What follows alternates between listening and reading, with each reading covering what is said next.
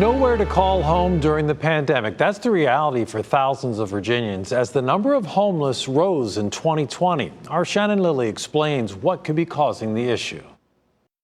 A week in one hotel, a week in another. We've just been jumping around from hotel to hotel. Smoke filled up the whole apartment. It's been a long 7 months for Paris Padgett. An electrical fire started in our crawl space at our old residence. Since then, the Richmond mother of 3 has been without a permanent home. And despite countless attempts, I've been calling people since August. Hasn't had much luck. Most places I call, they don't have any availability at all. Unfortunately, Padgett isn't alone. I don't think, at least in my experience, we've seen a housing market like this where there's just so few vacant units. BETH VANN-TURNBULL is the executive director of Housing Families First, the largest family shelter in the greater Richmond area. She says with eviction moratoria in place for a year now, it's causing a domino effect.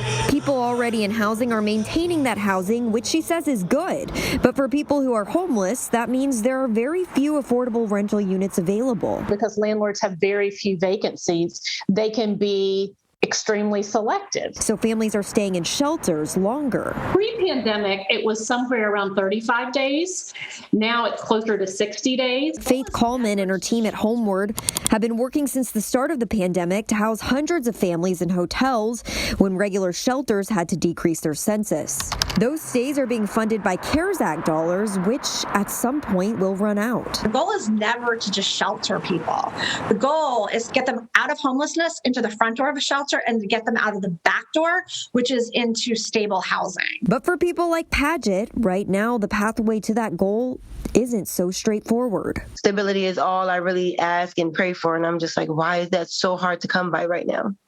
And data does show that our region is seeing a pretty large increase when it comes to the number of people experiencing homelessness, with a Homeward 2021 point-in-time count from January of 2021 showing a 53% increase from that same time in 2020.